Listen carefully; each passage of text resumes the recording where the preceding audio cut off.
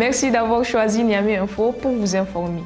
À la une cette semaine, dans une lettre circulaire datée du 5 mars 2026, la ministre de l'Éducation nationale, de l'alphabétisation et de la promotion des langues nationales, Dr Elisabeth Chérif, demande aux directeurs régionaux de veiller à l'application des congés du second semestre dans tous les établissements publics et privés. Selon ce calendrier, les congés débutent le vendredi 6 mars 2026 après les cours et la reprise est fixée au lundi 23 mars 2026. Le ministère insiste sur le respect strict de ces dates sans modification ni aménagement non autorisé et appelle les responsables éducatifs à assurer une large diffusion de cette décision auprès des inspections et des chefs d'établissement.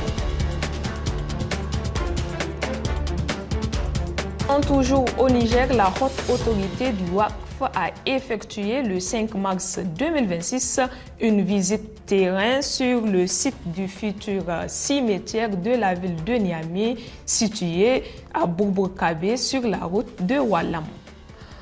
D'une superficie de plus de 52 hectares, ce terrain a été offert par une donatrice et constitué en WACF public au profit de la communauté musulmane.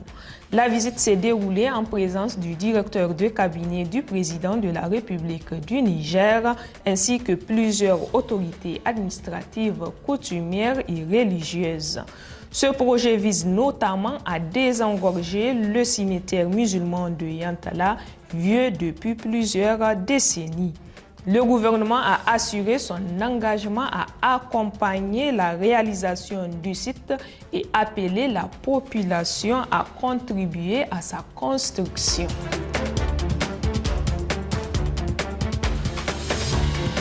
Sur un autre volet, le Conseil des ministres du Niger, présidé le 3 mars 2026 par le général d'armée Abdourahmane Tchani, a adopté de nombreux décrets pour réorganiser plusieurs ministères clés.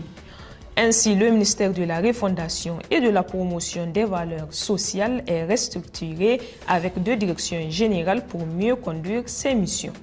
Le ministère du Tourisme et de l'Artisanat crée une direction de la prospective pour développer le tourisme de façon stratégique. Le ministère du Pétrole voit 3 nouvelles directions pour contrôler les opérations, la fiscalité, le contenu local et la responsabilité sociétale des entreprises. Le ministère de la Jeunesse, des Sports et de la Culture est réorganisé pour mieux intégrer les arts et la culture. Dans l'urbanisme, une portion de voie à Niamey est déclassée pour permettre la construction d'une usine alimentaire.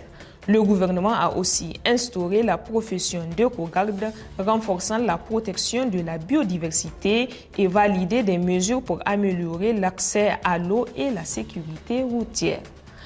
Enfin, des actions strictes ont été prises contre certaines sociétés minières pour non-respect de la réglementation, assurant une meilleure redistribution des ressources au profit du peuple nigérien.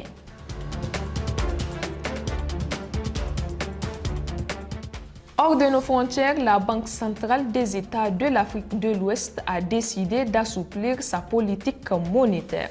En effet, réuni le 4 mars 2026 à Dakar, le comité de politique monétaire de la BCEAO a annoncé une baisse de 25 points de base de ses principaux taux directeurs afin de soutenir l'activité économique dans l'UEMOA. Le principal taux directeur passe de 3,25% à 3%, tandis que le taux du guichet de prêt marginal recule de 5,25% à 5%. Cette décision intervient dans un contexte économique favorable dans l'Union, avec une croissance de 6,7% en 2025 et une inflation tombée à 0% portée notamment par des secteurs agricoles, extractifs et des services. Ces nouvelles mesures entreront en vigueur à partir du 16 mars 2026.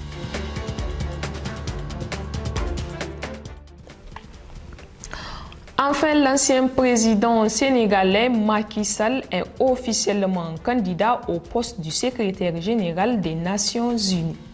Sa candidature a été enregistrée à New York après une notification transmise le 2 mars par le Burundi, conformément aux règles de l'ONU qui exigent le parrainage d'un État membre.